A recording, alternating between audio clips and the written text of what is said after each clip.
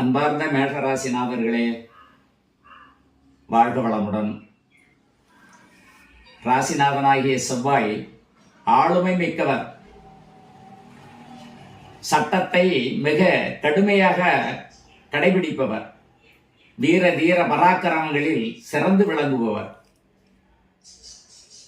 உங்களுக்கு ஜூன் மாதம் 1ஆம் தேதி கடகத்திற்கு குரு பகவான் பிரவேசிக்கின்றார். அந்த கடகத்திற்கு குரு வரும்போது உங்களுக்கு கொஞ்சம் அலைச்சல், ஒரு காரியத்திற்கு பல முறை சென்று வரக்கூடிய ஒரு சூழ்நிலையை கொடுக்கும்.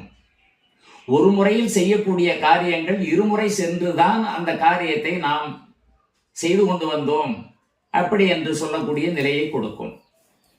புதிய தொழில் துவங்குவீர்கள். உங்களுக்கு உல்லாச பயணங்கள், வெளிநாட்டு பயணங்கள், இதுகளெல்லாம் மிகவும் சாதகமாக இருக்கிறது. திருமணம் இல்லாதவர்கள் இந்த ஆண்டு நிச்சயமாக திருமண காலம் செய்வீர்கள். குழந்தை பேறு இல்லாதவர்களுக்கு இந்த ஆண்டு நிச்சயமாக குழந்தை பேறு உண்டு. கணவன் மனைவியினுடைய உறவுகள் மேலோங்கும். செய்யும் தொழிலால் கணிசமான வருமானங்கள் அதிகரித்து நல்ல ஒரு சந்தோஷகரமான வாழ்க்கையை இந்த ஆண்டு வாழப்போகின்றீர்கள்.